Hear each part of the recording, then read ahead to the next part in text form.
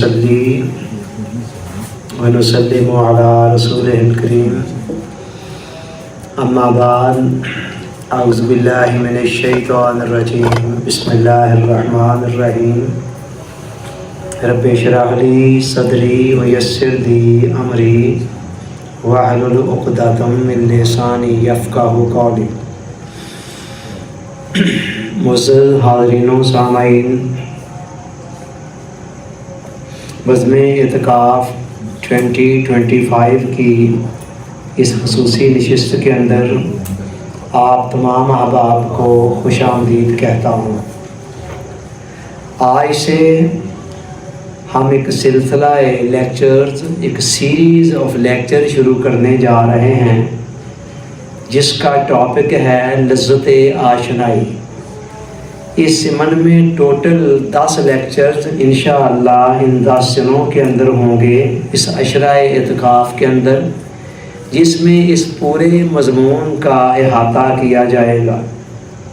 آج اس سلسلے کا پہلا لیکچر ہے اور اس پہلے لیکچر کے اندر ہم نے جو سب ٹائٹل رکھا ہے وہ ہے لذت آشنائی کیا ہے۔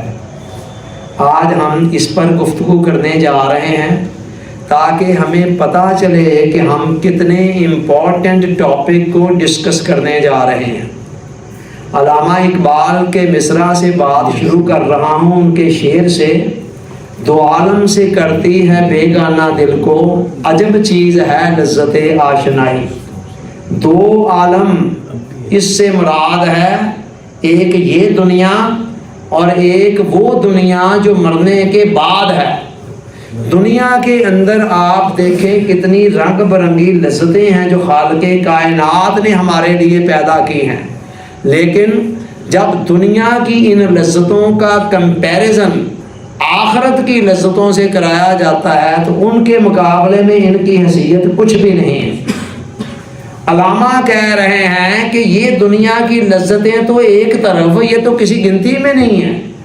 جو لذت آشنائی ہے وہ ایسی لذت ہے جو انسان کو آخرت کی لذتوں سے بھی بے نیاز کر دیتی ہے۔ آئیے اس مضمون کو تھوڑا سا قرآن کی حدیث، قرآن و حدیث کی روشنی میں بھی سمجھتے ہیں اور پھر آگے چلتے ہیں۔ اللہ رب العزت نے قرآن مجید میں ارشاد فرمایا، وَمَا خَلَقْتُ الْجِنَّ وَالْإِنسَ إِلَّا لِيَعْبُدُونِ، ہم نے جنوں اور انسانوں کو اس لیے پیدا کیا ہے کہ وہ ہماری عبادت کریں۔ اب یہاں لفظ لِيَعْبُدُونَ استعمال ہوا ہے، لیکن مفسرین کا کہنا ہے بطور خاص حضرت عبداللہ ابن عباس رضی اللہ تعالیٰ عنہ، ان کا یہ کہنا ہے کہ یہاں عبادت سے مراد معرفت ہے، یعنی اللہ رب العزت یہ فرما رہے ہیں کہ ہم نے جنوں اور انسانوں کو اس لیے پیدا کیا ہے کہ وہ ہماری معرفت حاصل کریں، ہماری پہچان حاصل کریں۔ یاد رکھیں، ایک ہے کسی کو جاننا اور دوسرا ہے اس کو پہچاننا۔ جاننا اپنی جگہ پر اہم ہے، مگر جاننے سے زیادہ درجہ ہوتا ہے پہچان کا۔ جاننے والے کو عالم کہتے ہیں اور پہچاننے والے کو عارف کہتے ہیں۔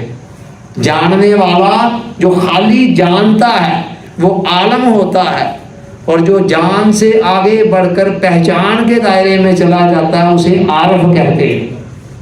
تو عالم بہت ہیں مگر عارف کم ہیں۔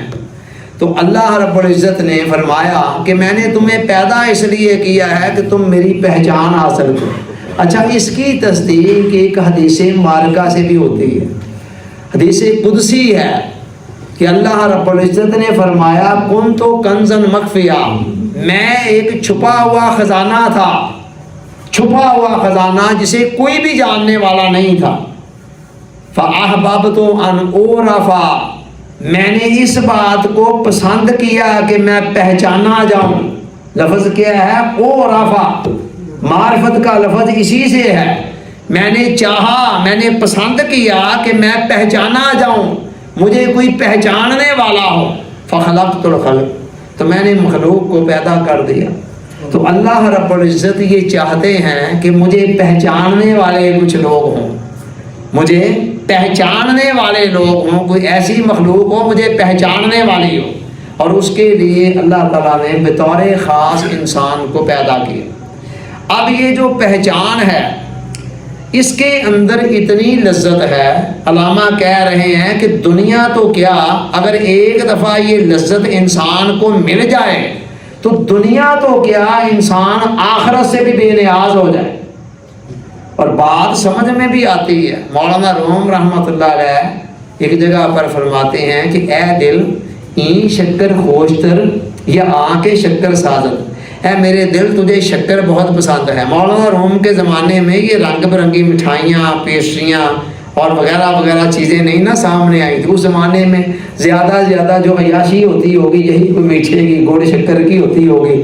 تو مولانا روم کہتے ہیں کہ اے دل این شکر خوشتر یا آنکھ شکر سازت، اے دل یہ شکر تجھے بڑی پسند ہے، تو چاہتا ہے اس کو یوز کرنا چاہتا ہے، مگر یہ بتا کہ شکر زیادہ میٹھی ہے یا شکر کا بنانے والا زیادہ میٹھا ہے۔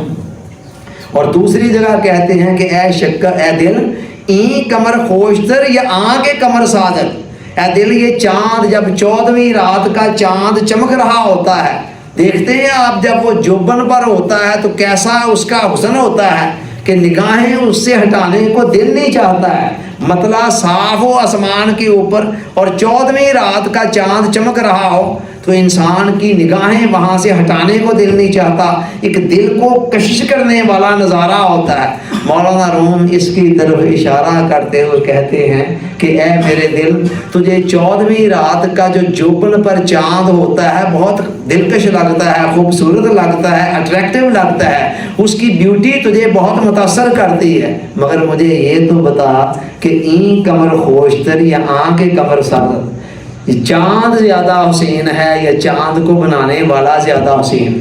ظاہر ہے جو خالق ہے وہ مخلوق کا حسن خالق کے حسن سے تو نہیں بڑھ سکتا ہے۔ حضور علیہ السلام نے فرمایا اللہ جمیل ویحب الجمال، اللہ تعالیٰ خود بھی حسن کا، خوبصورتی کا، بیوٹی کا منبع ہے، سرچشمہ ہے، اور وہ حسن کو پسند بھی کرتا ہے، خوبصورتی کو پسند کرتا ہے۔ چنانچہ ایک طرف تو اللہ تعالیٰ نے انسانی فطرت کے اندر خوبصورتی کے لیے ایک اٹریکشن رکھ دی ہے، لذتوں کے لیے، ذائقوں کے لیے ایک طلب رکھ دی ہے، ایک تڑپ رکھ دی ہے، ایک تمنا رکھ دی ہے۔ ہر انسان زیادہ سے زیادہ لذتوں کو انجوائے کرنا چاہتا ہے، زیادہ سے زیادہ مزے حاصل کرنا چاہتا ہے، زیادہ سے زیادہ راحتیں اور آسائشیں استعمال میں لانا چاہتا ہے۔ یہ انسان کی فطرت ہے جو خالق کائنات نے اس کے اندر یہ چیزیں رکھ دی ہیں۔ اور دوسری طرف کیا ہے؟ دوسری طرف یہ ہے کہ جو انسان ہے لذتوں کے اللہ تعالیٰ نے 3 درجے ہیں جو مقرر کر دی ہیں۔ 3 درجے ہیں لذتوں کے جو اللہ رب العزت نے دنیا کے اندر بنائے ہیں، ٹوٹل 3۔ جتنی بھی لذتیں انسان دنیا جہان کے حاصل کرتا ہے، لیتا ہے، جس رنگ کے اندر بھی، اس کے 3 ہی درجے ہیں، 3 ہی قسمیں ہیں، چوتھی قسم کوئی نہیں ہے۔ پہلی قسم کیا ہے؟ اسے لذت جسمانی کہتے ہیں۔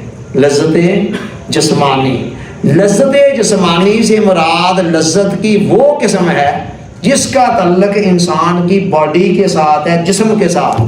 جسم سے متعلقہ جتنی بھی لذتیں ہیں نا وہ ساری کی ساری لذتیں اس کیٹیگری میں آئیں گی۔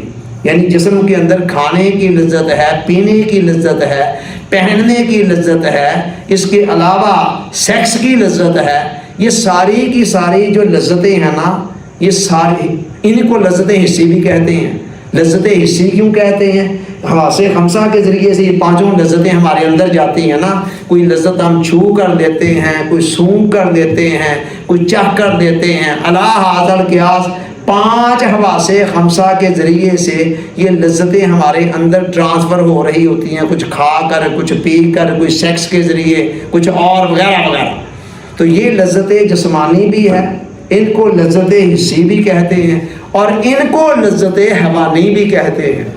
لذت حیوانی، حیوانی سے مراد جانوروں والی لذتیں۔ وجہ یہ ہے کہ یہ تینوں قسم کی لذتیں، کھانے کی، پینے کی اور سیکس کی، یہ انسانوں کے ساتھ ساتھ حیوانوں کے اندر بھی پائی جاتی ہیں۔ یہ الگ بات ہے، انسان کو اللہ تعالیٰ نے عقل دی ہے، وہ ذرا سفسٹیکیٹڈ دائرے کے اندر آ کر ان لذتوں کو، اب دیکھیں نا، ایک بھینس 10,000 سال پہلے بھی اسی طرح چارہ کھاتی تھی جیسے آج کھاتی ہے، لیکن انسان کے طور طریقوں کے اندر کتنے زیادہ with the pieces of time difference آ چکے ہیں اور کتنی زیادہ ورائٹیاں آ چکی ہیں. تو یہ تو فرق پڑا انسان میں اور حیوان میں، لیکن مشترک اس طرح ہے کہ یہ لذتیں بہرحال کسی نہ کسی درجے کے اندر حیوان بھی لیتے ہیں اور انسان بھی لیتے ہیں. یہ ہے وہ لذتوں کا سب سے پست درجہ. دنیا کی اکثریت اس کے پیچھے بھاگتی. لذت کی جو 3 قسمیں ہیں نا، ان میں سے یہ سب سے لو ایس درجہ ہے، سب سے ہلکا، سب سے آخری درجہ، جس کو لذت حیوانی بھی اس لیے کہا گیا کہ چونکہ انسانوں اور حیوانوں کے درمیان یہ مشترک ہے. اس کے بعد اس سے اوپر لذت کا دوسرا درجہ آتا ہے، اس کو لذت ذہنی کہا جاتا ہے. لذت ذہنی یعنی وہ لذت جس کا تعلق انسان کے ذہن کے ساتھ. اب لذت ذہنی کیا ہے؟ کوئی بندہ آپ کے لیے کلیپنگ کر رہا ہے، مجھے بتائیں یہاں آپ کو کچھ کھانے کو مل رہا ہے، کچھ پینے کو مل رہا ہے، کوئی اور سونگنے کو، کوئی چکھنے کو، کوئی ٹچ کر کے کوئی لذت ہے جو آپ لے رہے ہیں؟ یعنی 5 کے 5 حواس خمسہ میں سے کوئی لذت نہیں ہے، لیکن آپ کو مزہ بڑا آ رہا ہے. آپ کے لیے کوئی نعرے لگا رہا ہے، آپ کسی ایگزام کے اندر فرسٹ آ گئے، آپ تاش کھیل رہے ہیں، چیس کھیل رہے ہیں، کوئی اور اس طرح کا کرکٹ کھیل رہے ہیں، یہ ساری کی ساری کرکٹ کا میچ دیکھ رہے ہیں. بالعموم یہ لذتیں، اور خاص طور پر کوئی میچ آپ نے جیت لیا تو میچ جیتنے کی جو خوشی ہے، کہیں فزیکل کوئی اس کا وجود ہے؟ ذہن کے اندر ہی ہے، ہم نے جیت لیا، ہم فتح یاب ہو گئے ہیں. اس خوشی کا تعلق کس کے ساتھ ہے؟ ذہن کے ساتھ. یہ لذت ذہنی ہے، چونکہ خیال کی سطح پر ہوتی ہے، اس لیے اس کو لذت وجدانی بھی کہا جاتا ہے، وجدان کی سطح پر پائی جانے لذت. اور اس کو لذت انسانی بھی کہا جاتا ہے، لذت انسانی، اس لیے کہ یہ حیوانوں کی سطح سے اوپر کی لذت ہے. آپ کسی بھینس کے سامنے آپ سارے مل کر کلیپنگ شروع کر دیں، بھینس کو ذرا خوشی نہیں ہوگی. کیوں نہیں ہوگی؟ اس لیے کہ یہ لذت اس کے دائرے سے اوپر کی ہے، وہ نچلی سطح کی لذت کو جانتی ہے، کھانے پینے یا سیکس کی لذت کو. یہ اوپر والا درجہ ہے، یہ دوسرا درجہ ہے اور اس پہلے سے اوپر کا درجہ ہے. تو لہذا یہ لذت انسان کے ساتھ خاص ہے، یہ لذت کوئی جانور نہیں لے سکتا ہے. تو لہذا ان کی آپ کلیپنگ کریں، تعریف کریں جتنی مرضی، ان کو نہیں اس میں سے کوئی بھی حصہ ملنے والا. یہ دوسرا درجہ ہے. لوگوں کی اکثریت تو پہلے درجے میں پھنسی ہوئی ہے. وہ کہتے ہیں بس کھانے پینے کو کھابا شابا اچھا مل جائے، بریانی مل جائے، یہ کھا لیں، وہ پی لیں، ہر وقت سوال ہے اب کون سے ہوٹل سے آج کھانا کھانا ہے، فلاں ہوٹل کا یہ ٹیسٹ ہے، وہ ذرا چیک کریں، وغیرہ وغیرہ. میجورٹی کا تو حال یہ ہے کہ وہ پہلے درجے کی لذت میں پھنسی ہے. اس پہلے درجے سے اوپر اٹھتی ہے تو زیادہ زیادہ دوسرے درجے میں آ جاتی ہے. لذت ذہنی، لذت وجدانی، لوگ میری تعریف کریں جی، میری واہ واہ کریں، بلے بلے ہو، سوسائٹی کے اندر میرا سٹیٹس ہونا چاہیے، کیا کمال، وغیرہ وغیرہ. دوسرا درجے میں لوگوں کی اکثریت پہلے درجے سے اوپر اٹھتی ہے، دوسرے میں چلی جاتی ہے. اور اکثریت کو تو پتہ ہی نہیں ہے کہ ان 2 لذتوں سے اوپر بھی کوئی لذت کا درجہ ہے. میجورٹی کا حال یہ ہے کہ وہ ساری زندگی گزار کر قبر میں چلی جاتی ہے، اسے پتہ ہی نہیں ہے کہ لذت کا کوئی تیسرا درجہ ہے. مگر لذت کا تیسرا درجہ جو ان دونوں درجوں سے اوپر ہے، اس کو لذت روحانی کہتے ہیں. اس کا تعلق انسان کی روح کے ساتھ. اور انسان کے اندر جسم سب سے نیچے ہے، انسانی شخصیت کے اندر جسم سب سے نیچے ہے، لہذا اس سے تعلق رکھنے والی لذتیں بھی سب سے نیچے. اس سے اوپر پھر انسان کا ذہن ہے، لہذا ذہن کی لذتیں جسم کی لذتوں سے اوپر ہیں. اور اس سے اوپر پھر انسان کی روح ہے، اور روح سے تعلق رکھنے والی جتنی لذتیں ہیں وہ ان سب سے اوپر ہیں. اب لذت روحانی کیا ہے؟ قرآن کے اندر اللہ تعالیٰ نے روح کا تعارف کراتے ہوئے فرمایا وَنَفَخْتُ فِيهِ مِن رُوحِي، کہ میں نے انسان کے اندر اپنے نور کا چراغ جلایا ہے، اپنی روح پھونکی ہے. تو اللہ تعالیٰ نے روح کی نسبت اپنی طرف کی ہے. تو لہذا روح کا جو تعلق ہے وہ خالق کائنات کے ساتھ ہے. تو روح کی لذت کیا ہے؟ وہ اللہ کی محبت ہے، اللہ کی معرفت ہے، اللہ کی پہچان ہے، اللہ کا ذکر ہے، اللہ کا فکر ہے، اللہ کا قرب ہے اور اللہ کا وصال ہے. یہ ہیں روح کی لذتیں. ان لذتوں کو لذت عرفانی بھی کہا جاتا ہے. عرفان وہی معرفت پہچان والی لذت، اللہ کی پہچان، اور ان کو لذت حقیقی بھی کہا جاتا ہے. اصل لذت حقیقت کے اندر جو واقعی لذت ہے. آپ غور کریں، پہلی دونوں لذتیں جو ہیں، لذت جسمانی بھی اور لذت ذہنی بھی، ان دونوں کا تعلق انسان کے نفس کے ساتھ ہے، جسم کے ساتھ ہے، باڈی کے ساتھ ہے. جسم خود فنا ہونے والا ہے، نفس فنا ہونے والا ہے، تو لہذا پھر ان لذتوں کی حیثیت بھی کیا ہے؟ یہ لذتیں بھی فنا کی زد میں. دیکھیں آپ ایک وقت میں ان میں سے کوئی لذت لے رہے ہوتے ہیں اور دوسرے وقت میں آپ ان سے محروم ہوتے ہیں تو نہیں لے رہے ہوتے. تو یہ لذتیں بھی بالکل وقتی ہوتی ہیں، عارضی ہوتی ہیں، فانی ہوتی ہیں. لیکن روح چونکہ خود لافانی ہے، لہذا اس کے اندر پائی جانے والی جو لذتیں ہیں وہ بھی لافانی ہیں. وہ چند لمحوں کی گیم نہیں ہوتی ہیں، یا زیادہ زندگی تک نہیں ہوتی ہیں. پوری زندگی تو رہتی ہی رہتی ہیں، مرنے کے بعد قبر میں بھی ساتھ جاتی ہے، اور قبر میں جانے کے بعد حشر میں بھی ساتھ جاتی ہیں، اور حشر سے آگے پھر ہمیشہ ساتھ ہی انسان کے رہتی ہے.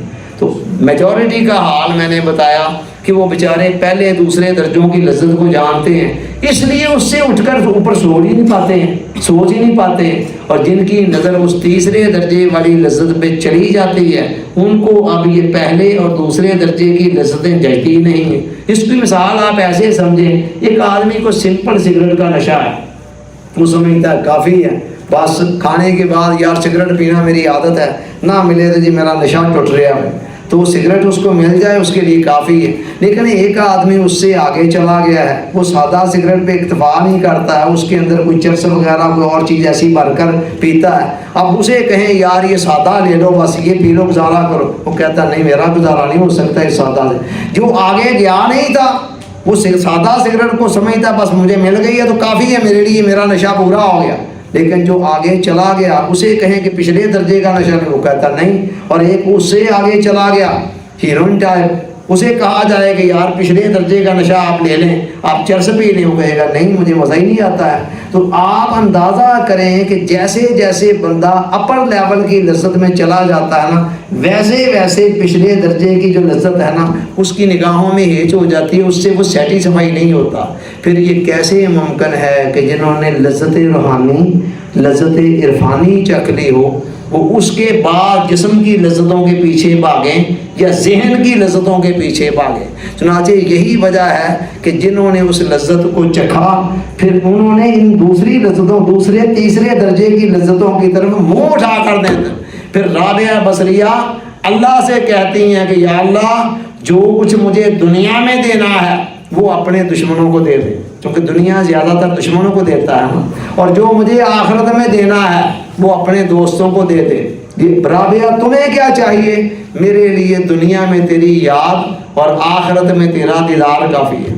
غور کریں ذرا، آخرت میں تیرا دیدار اور دنیا میں تیری یاد، ان دونوں چیزوں کا تعلق کس کے ساتھ ہے؟ لذت عرفانی کے ساتھ ہے، لذت روحانی کے ساتھ ہے. یہی لذت جب مولانا روم نے پائی، وہ کہتے ہیں نام اوچو بر زبانم میر ود ہر من منہ از اصل جوئے شود. جب اس محبوب کا نام میری زبان پہ آتا ہے مجھے ایسے لگتا ہے جیسے میرے جسم کا انگ جو ہے وہ شہد کی ندی میں نہا گیا ہے. یہی لذت جب حافظ شرازی پاتے ہیں، وہ کہتے ہیں بوئے آن دل بر چوپرا می شود این زباں جملہ حیران می شود. جب اللہ کے ذکر فکر، اس کی محبت معرفت اور اس کے وصال کی لذتیں ملتی ہیں تو پھر بندے کی سمجھ میں نہیں آتا ہے کہ دنیا کی کس لغت سے الفاظ لے کر، کس ڈکشنری سے الفاظ لے جن کے اندر ان لذتوں کو بیان کیا جائے. دنیا کی کوئی ڈکشنری ان لذتوں کو بیان کرنے سے قاصر ہے. اور یہی لذت حضرت شاہ ولی اللہ محدث دہلوی کو جب ملتی ہے تو وہ دہلی کی جامعہ مسجد کے ممبر پر بیٹھ کر سلاطین دہلی کو مخاطب کرتے ہوئے کہتے ہیں مغلیہ سلطنت کے حکمرانوں، تمہیں اپنے تاج اور تخت پر بڑا ناز ہے، ولی اللہ کے سینے میں اللہ کی محبت اور معرفت کے کچھ موتی ہیں، आओ इस रुए ज़मीन के नीचे, इस रुए ज़मीन के ऊपर, इस आसमान के नीचे अगर कोई मुझसे ज़्यादा मालदार है तो मेरे सामने है। वो समझते हैं कि ये बादशाहों की बादशाहतें हमारे मुकाबले में क्या हैसियत रखती हैं। वजह क्या है? उन्होंने उस लज्जत को, उस जायके को, उस मज़े को चख लिया था। हज़रत इब्नुल फारद एक वली अल्लाह थे, आखिरी वक्त आया, उनके सवाने हयात में लिखा है, तो अल्लाह ताला ने फरिश्तों से कहा कि फरिश्तों, मेरा ये बंदा सारी ज़िंदगी मेरे लिए मेहनतें, मशक्क़तें, रियासतें करता रहा है, अब इसका आखिरी वक्त है, जान निकालते वक्त जन्नत के 8वां दरवाजे इसके सामने खोल दो, ओपन कर दो, जन्नत सामने नजर आ रही हो, इस हाल के अंदर इसकी जान कफ़से उंसरी से निकाली जाए। तो 8वां दरवाजे जब खुले सामने आए, इब्नुल फारज ने एक नज़र उधर देखा और मुंह फेर कर एक शेर पढ़ा अरबी का, जिसका तर्जुमा ये था कि या अल्लाह, अगर मेरी उम्र भर की मेहनतों और मुजाहदों का नतीजा और सिला ये 8 खिलौने ही थे ना, तो मैं समझता हूँ मैंने अपनी ज़िंदगी को ज़ाया कर दिया है। तो जिनको वो लज्जत मिल जाती है, मौलाना फजल रहमान गंज मुरादाबादी ने मौलाना अशरफ अली थानवी से फरमाया कि अशरफ अली, तुम्हें क्या पता मुझे कुरान पढ़ने में कितनी लज्जत मिलती है, और कहने लगे कि मैं अगर अल्लाह ताला ने मरने के बाद मुझे जन्नत में दाखिल कर दिया तो मैं तो वहाँ बैठ कर भी कुरान पढ़ना शुरू कर दूँगा, और अगर कोई जन्नत की हूर चलती चलती मेरे पास आ गई तो मैंने उसे कहना है कि बीबी बैठ कर अगर कुरान सुनना है तो सुन लो, वरना जाओ अपना रास्ता लो।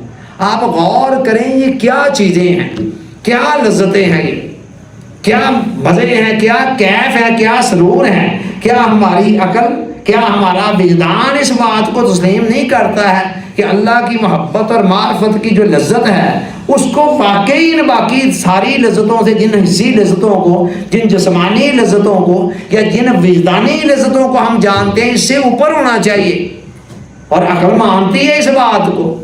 हज़रत मुमशाद रहमतुल्लाह अलैह एक वली अल्लाह हुए हैं, उनका आखिरी वक्त आया तो एक बुज़ुर्ग और कोई उनके दोस्त थे, तो बड़े थे, इनसे उम्र में बुजुर्गी में थे, वो आए, उन्होंने अज़राए हमदर्दी शफ़क़त दुआ दी, देखा कि आखिरी वक्त है तकरीबन, तो उन्होंने कहा अल्लाह ताला तुम्हें मरने के बाद जन्नत में जगह दे। वो लेटे हुए थे, थोड़े उठकर सीधे हुए और कहने लगे, जिस जन्नत के लिए आप दुआ दे रहे हैं ना, ये जन्नत पता नहीं पिछले कितने सालों से सज धज कर मेरे सामने आती है, मैंने आज तक उसकी तरफ निगाह उठा कर नहीं देखा है। हम जन्नत वालों के तालब हैं, जन्नत वालों के तालब हैं। और एक हदीस में आता है कि जन्नत की इंतहाई रोमांटिक फ़ज़ाओं के अंदर भी कुछ लोग होंगे जो एक कोने में बड़े उदास से बैठे होंगे। अल्लाह ताला फरिश्तों से फरमाएंगे कि इनसे पूछें कि मेरी जन्नत के अंदर कौन सी कमी है, क्या दूध शहद की नहरें यहाँ नहीं हैं, क्या तरह तरह के फल और मेवे यहाँ नहीं हैं, क्या आँखों की तस्कीन के कितने सारे सामान यहाँ नहीं हैं, फिर ये क्यों उदास बैठे हुए हैं, क्यों एक कोने के अंदर गमीन से बैठे हैं। उनसे पूछा जाएगा तो वो कहेंगे, बारी ताला ठीक है, तेरी जन्नत बड़ी हसीन है, तेरी जन्नत के सारे नज़ारे बड़े हसीन हैं, मगर हमें तो आपकी तरफ से एक वादे का इंतज़ार है। बारी ताला पूछेंगे, कौन सा वादा? या अल्लाह, सुना था जन्नत के अंदर तेरा दीदार होना है, तेरा दीदार होना है। अल्लाह ताला फरमाएंगे, फरिश्तों मेरे और इनके दरमियान जो पर्दे हायल हैं ना, उठा दो। ये तो हदीस पाक में भी आता है, दीगर हदीसों में भी, कि क़यामत वाले दिन अल्लाह ताला अपना जन्नतियों को दीदार कराएगा। वो कैसे कराएगा, किस शक्ल में, इसको आज हम इस फिजिकल, इस मादी वर्ल्ड के अंदर बैठ कर नहीं समझ सकते हैं। नॉन फिजिकल, मेटाफिजिकल वर्ल्ड के जो हकायक हैं उनको फिजिकल वर्ल्ड के अंदर बैठ कर हम पूरे तौर पर नहीं समझ सकते। तो फरिश्ते पूछेंगे, बारी ताला इनकी आँखें इस काबिल हैं कि तेरा दीदार कर सकें? तो अल्लाह ताला कहेगा, ये वो आँखें हैं जो दुनिया में मेरी याद में रोती रही हैं, रो रो कर ये इस काबिल हो गई हैं कि ये मेरा दीदार कर सकती हैं। सो मैं ये कह रहा हूँ, मूसा अलैहिस्सलाम तूर पे जाते हैं, और तूर पे जाकर क्या होता है, वहाँ पर जब वो अल्लाह से बातें करते हैं, बातें हो रही हैं और खुदा पर्दे के पीछे से कलाम कर रहा है, तो मूसा अलैहिस्सलाम से रहा ना गया, मचल उठे, कहने लगे, रब्बे आरिनी अंजुर इलैक, میرے اللہ میرے مالک تیری باتیں اتنی پیاری ہیں اتنی میٹھی ہیں تو تو خود کتنا میٹھا ہوگا، خود کتنا پیارا ہوگا، کتنا حسین ہوگا، ذرا پردہ تو ہٹا، تھوڑا سا پردہ سرکا، میں تجھے بے حجاب دیکھنا چاہتا ہوں۔ اللہ نے فرمایا لن ترانی، موسیٰ تو نہیں دیکھ سکتا ہے، لن ترانی تو نہیں دیکھ سکتا ہے دنیا کے اندر رہتے ہوئے، ہاں میں اتنا کرتا ہوں ایک تجلی اس پہاڑ پر پھینکتا ہوں اور اس کو طرف تم دیکھ لینا، ڈائریکٹلی نہیں دیکھ سکو گے، انڈائریکٹلی دیکھ لینا۔ تو بہرحال پھر آگے کا جو منظر ہے واقعہ آپ دیکھتے ہی ہیں کہ موسیٰ علیہ السلام بے ہوش ہو گئے۔ تو مطلب یہ ہے کہ تمام پیغمبروں میں سے یہ خواہش کسی اور پیغمبر نے نہیں کی کہ اللہ تعالیٰ مجھے دکھا۔ اس کی وجہ کیا تھی؟ اللہ تعالیٰ نے حضرت موسیٰ علیہ السلام کو کلیم بنایا، ان کے ساتھ باتیں ہوتی تھی۔ تو جب باتیں ہوتی ہیں، ہمارے یہاں یہ فتنے کہاں سے چلتے ہیں؟ موبائل کے اندر ہی اوپر ہی باتیں ہوتی ہیں، باتوں سے آگے ملاقاتیں شروع ہو جاتی ہیں، جب بات کرتا ہے بندہ پھر ایک تجسس پیدا ہوتا ہے۔ اسی لیے تو اللہ نے فرمایا کہ میری حدوں کے فلا تقربوا، میری حدوں کے قریب نہ جاؤ، جب آپ قریب جائیں گے تو پھر ان کو کراس بھی کریں گے، پھر رہا ہی نہیں جاتا ہے۔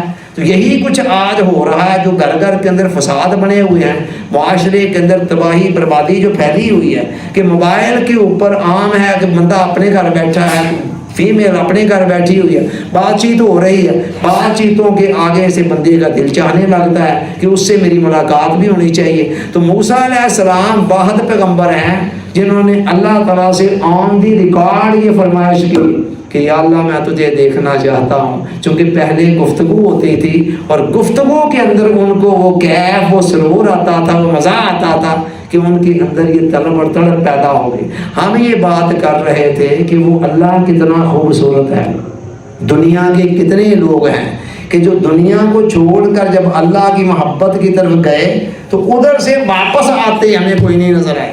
حضرت ابراہیم بن آدم کو جب یہی محبت کا تڑکا لگا تو اس نے کیا کیا؟ بادشاہت چھوڑ دی اور بادشاہت چھوڑ کر فقیری دنیا کے اندر آ گئے۔ اور مجھے آج تک کوئی ایسا فقیر نظر نہیں ہے، فقیر سے مراد اللہ والا، جو اللہ کی محبت، اللہ کی معرفت، اللہ کے قرب اور اللہ کی آشنائی کے مزے چکھ چکا ہو۔ آج تک کوئی ایسا نظر نہیں آیا جو ادھر سے واپس ادھر آ گیا ہو۔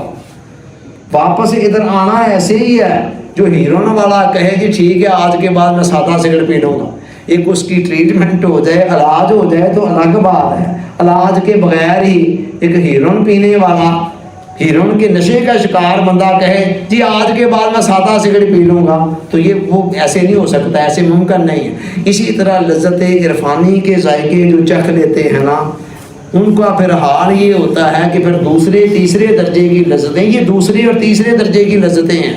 پہلے درجے کی لذت عرفانی ہے جس کو علامہ اقبال لذت آشنائی کہہ رہے ہیں۔ اور آشنائی دیکھیں نا، پہچان، جان پہچان کو کہتے ہیں نا آشنائی بھی، تو ادھر عرفان عربی زبان کا لفظ ہے۔ تو علامہ کہہ رہے ہیں تو عالم سے کرتی ہے بیگانہ دل کو، عجب چیز ہے لذت آشنائی۔ عزیزان من، اس لذت آشنائی کے بغیر زندگی کیا زندگی ہے؟